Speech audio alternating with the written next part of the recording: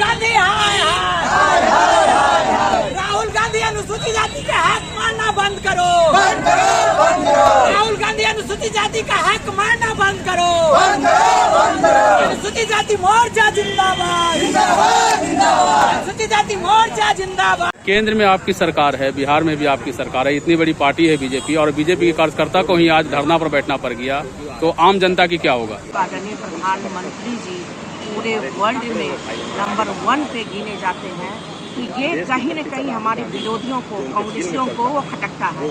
आए दिन आप देख रहे हैं जिस तरह से राहुल गांधी जी विदेश जाते हैं और भारत विरोधी बातों को फैलाकर और लोगों में भ्रम फैला रहे हैं, वो लगता है उनका मानसिक दिवालियापन वो और इस वजह से वो अनर्गल बयान देते रहते हैं। आज हमारी भारतीय जनता पार्टी में चाहे वो अनुसूचित जाति मोर्चा हो, चाहे हमारी महिला हो, किसान हो, युवा हो, सभी एकजुट हैं और सभी एकजुट होकर हमारे यशस्वी प्रधानमंत्री आदरणीय नरेंद्र मोदी जी के बताए हुए पथ पे हम लोग कार्य कर रहे हैं। सभी एक मंच पर इसलिए आ जाए हैं कि उनके बयानों की हम घोर निंदा करते हैं, उनकी इस तरह की मानसिकता की घोर निंदा करते हैं और इस तरह का बयानबाजी हमारे देश के विरुद्ध वो दे रहे हैं, तो आज सारा भारत उनके खिलाफ निंदा कर रहा है। इस कारण से आज हम अपने इस धरना पे बैठे हैं और उजागर करना चाहते हैं इस धरना के माध्यम से कि हम कांग्रेसियों की क्या मानसिकता है, चाहे वो गांधी परिवार की क्या मानसिकता है, वो क्या सोचते हैं अपने अनुसूचित जाति मोर्चा के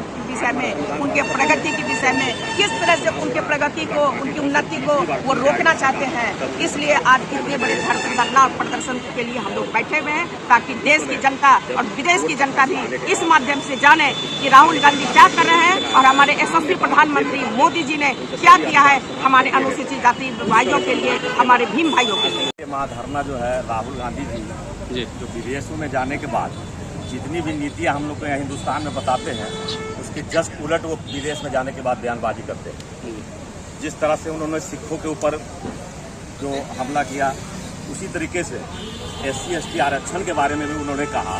हिंदुस्तान में तो आरक्षण समर्थक का नारा लगाते हैं और भाजपा को आरक्षण विरोधी बताते हैं, लेकिन विदेशों में जाने के बाद उन्होंने खुद स्वीकार किया कि उनकी सरकार जब बनेगी तो वो आरक्षण पर विचार करेंगे फिर से जी, और आरक्षण को धीरे धीरे समाप्त करेंगे, जो उन्होंने विदेश की धरती पर कहा।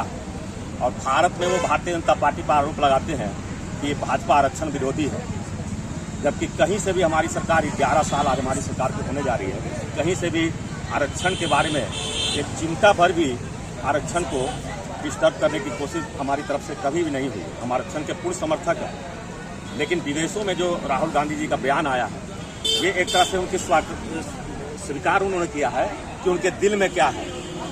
और आरक्षण का वो हमेशा विरोध किया है। 90 में जब OBC आरक्षण के मामले में भी जो आंदोलन हुआ वो कांग्रेस के ही खिलाफ था। वो आरक्षण विरोधी शुरू से रही है और यही चेहरा एक बार फिर विदेश की धरती पर उन्होंने उजागर किया अपने आप को।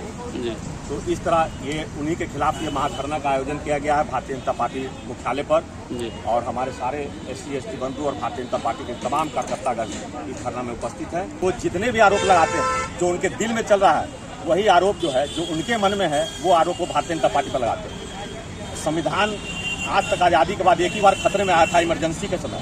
वो इनकी दादी इंदिरा गांधी जी ने लगाया था इमरजेंसी इस देश में, वो संविधान के खिलाफ था। और फिर आरक्षण के खिलाफ ये बयानबाजी जो है राहुल गांधी जी ने किया, ये भी संविधान की मूल भावना के खिलाफ है।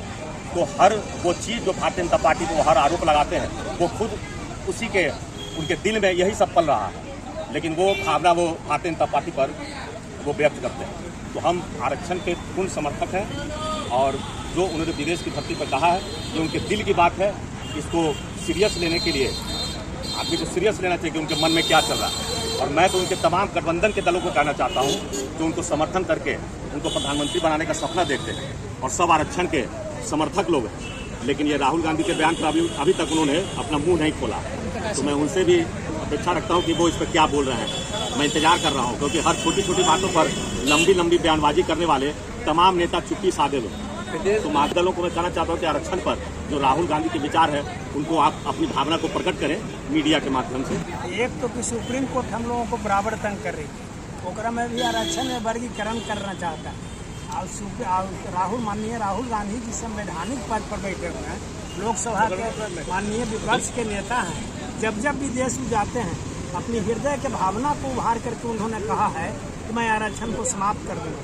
50 वर्ष राज किए, नहीं ऐसा मौका मिला कि कर रहे हैं। जब भाजपा को देखा कि दलितों के उत्थान में अपन जीत जान से लगा हुआ है, और खास करके मोदी हैं तो मुमकिन है, देख लिया कि आप सुप्रीम कोर्ट ऑर्डर के भी उन्होंने कह दिया कि हम किसी तरह के इसमें कोई कुछ नहीं करने जा रहे हैं। जब आपका इंडिया में संवैधानिक संस्था है और उसको जब नहीं छूछा कर रहे हैं, कह रहे हैं कि अम्बेडकर के बनाया हुआ है और छुआछूत के आधार पर है, तो कोई कैसे खत्म कर देगा, कोई कैसे वर्गीकरण कर देगा उसमें।